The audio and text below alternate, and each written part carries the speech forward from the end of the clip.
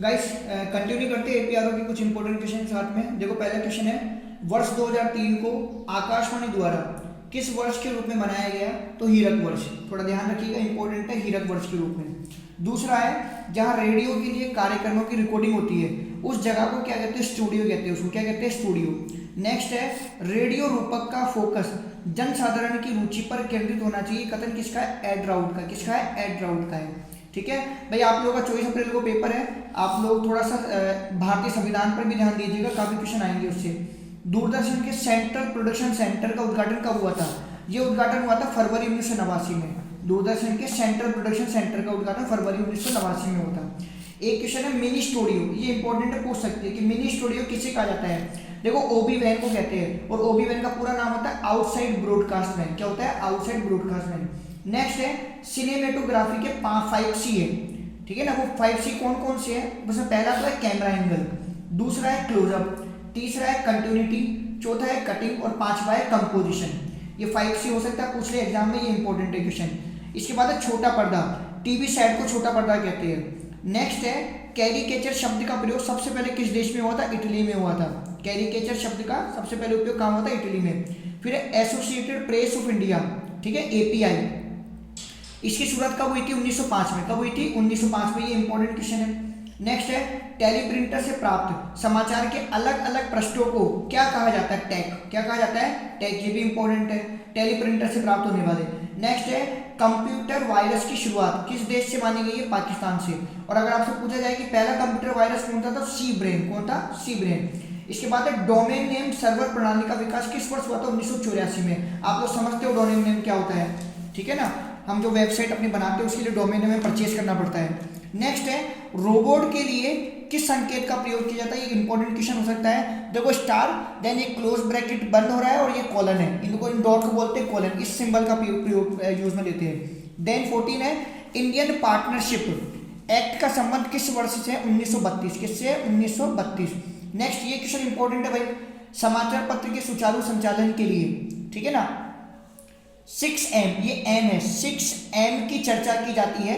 वो 5M कौन कौन से? Man and women, material, machine, methods, money और मार्केट। ये एक इंपॉर्टेंट क्वेश्चन है, पूछ सकते हैं। भारत के संविधान में प्रेस की स्वतंत्रता का उल्लेख किस रूप में किया गया? तो अभिव्यक्ति की स्वतंत्रता के रूप में किया गया। ये भी इंपॉर्टेंट क्वेश्चन है, ठीक है ना?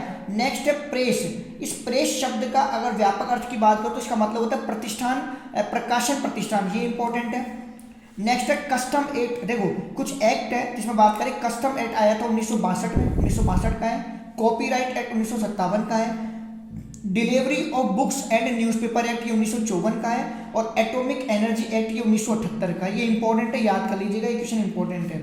नेक्स्ट है, संसदीय कार्यवाही, जिसे अपन बोलते हैं प्रकाशन का संरक्षण अधिनियम, ये बना था 1956 में। कब बना था? 1956 में। इसी का ही उपनाम है फिरोज गांधी एक्ट, इसको फिरोज गांधी एक्ट भी बोलते हैं, तो ये इंपॉर्टेंट है। ये कुछ किताब है, किताबों के नाम भी दे रखे, कुछ वो भी याद कर लीजिएगा, ये भी इंपॉर्टेंट है। Problem of law in journalism, इस पुस्तक के लेखक का नाम है M.F. स्विडलर, ठीक है। नेक्स्ट, ये इंपॉर्टेंट है, भारत में कॉपीराइट एक्ट पहली बार किस वर्ष बना था? तो देखो ये बना था 1874 में। फिर 1911 में क्या करा गया? इसको निष्प्रभावी करा गया, 1911 में इसको खत्म कर दिया गया। फिर 1957 में वापस से नया कॉपीराइट एक्ट बन गया। ये इसकी प्रोसेसिंग है। फिर उप संपादक को कॉपी एडिटर भी कहते हैं। क्या कहते हैं? Copy editor. ये इंपॉर्टेंट हो ही गया। नेक्स्ट है, ये एक इंपॉर्टेंट है कि दूरदर्शन के पहले निर्देशक कौन थे? चेयरमैन कौन थे? तो पीवी कृष्णमूर्ति। कौन थे? पीवी कृष्णमूर्ति। नेक्स्ट है 24वां question, press trust of India, जिसको हम बोलते हैं पीटीआई, स्थापना एपीआई के स्थान पर की गई थी। इस पीटीआई की स्थापना एपीआई के स्थान पर करी गई थी। एपीआई का पूरा नाम याद कर लेना, एसोसिएटेड प्रेस ऑफ इंडिया, ठीक है ना। नेक्स्ट ये पुस्तकों के नाम है, इंपॉर्टेंट है, देखो ये भी इंपॉर्टेंट है, ये भी इंपॉर्टेंट है। न्यूज़पेपर बिजनेस मैनेजमेंट, इस पुस्तक के लेखक है फ्रैंक थायर। कौन है? Frank tier. नेक्स्ट है, ये भी इंपॉर्टेंट है, problem of law in journalism, इस पुस्तक के लेखक है M.F. स्विडलर। ये रिपीट कर दिया मैंने क्वेश्चन, है ना।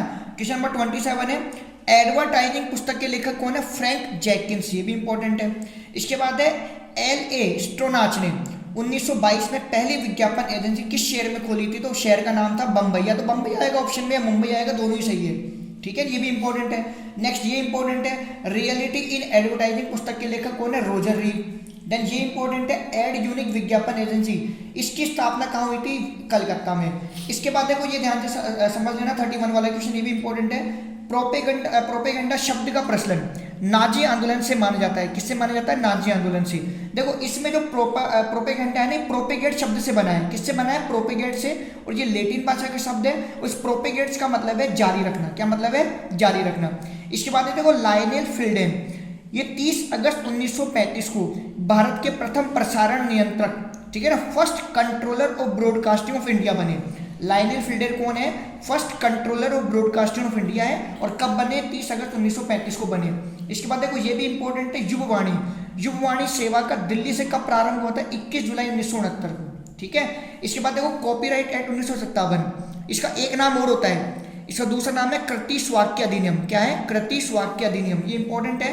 कब बना? देखो 1957 में बना। बनना अलग बात होती है, लागू कब हुआ?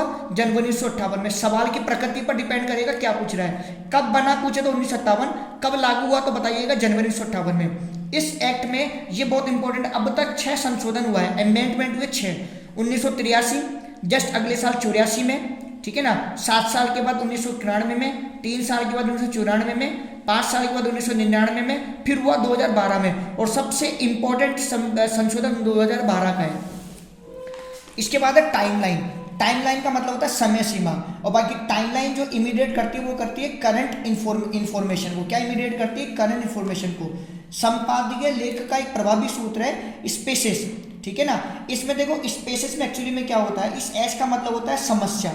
जो आप लिखने वाले हो तो उसमें आपको क्या समस्या आ रही है न्यूज़ में। देन पी का मतलब है उसकी पोजीशन क्या होगी। इस ई का मतलब उसके एविडेंस क्या होंगे, सबूत क्या होंगे। सी का मतलब है कंक्लूजन से। और एस का मतलब है सॉल्यूशन से, ठीक है ना। मेरे हिसाब से ये आपसे नहीं पूछेंगे, आपको तो जरूर ये पूछ सकते हैं कि स्पेसिस क्या है। संपादकीय लेख का एक सूत्र, तो ये इंपॉर्टेंट है क्वेश्चन, है ना।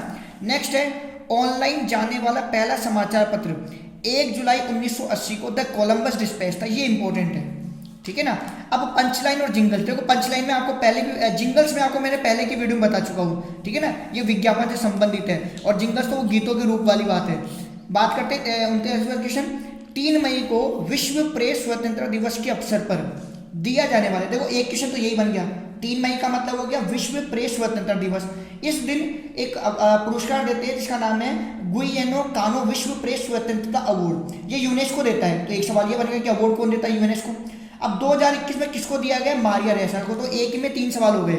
एडा मॉडल, ठीक है ना। 1925 में किसने बनाया था? एल्मा लुइस ने। किसने बनाया था? एल्मा लुइस ने, ठीक है ना। ए का मतलब अटेंशन, आई का मतलब इंटरेस्ट, डी डिजायर और ए एक्शन है। डैगमार सिद्धांत, ये पहले भी मेरे वीडियो में आ चुका है क्वेश्चन, रिपीट है थोड़ा सा।